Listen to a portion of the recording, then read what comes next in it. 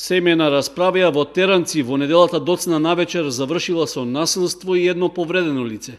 Според официјалното известување од секторот за внатрешни работи, во случајот биле инволвирани татко и син, при што помладиот се здобил со тешки телесни повреди, па бил пренесен во општата болница во Кочани.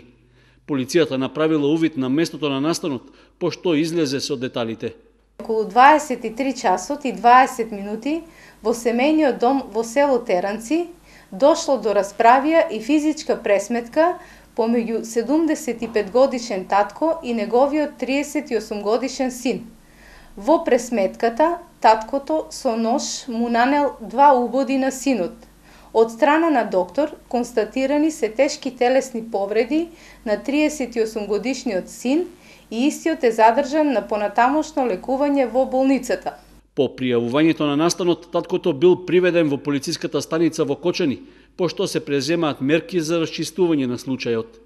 Од полицијата исто така известија дека во саботата предпладне на улица во селото Горни Подлог се случила сообраќајна несреќа во која потешко повреден е еден пешак.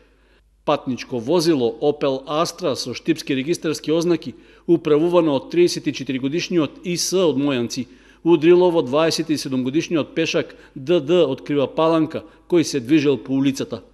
Од ударот тој се здобил со тешки телесни повреди и по укажаната лекарска помош во општата болница во Кочани бил префрлен во болницата во Штип. Увид на местото на настанот извршила екипа од полициската станица Кочани.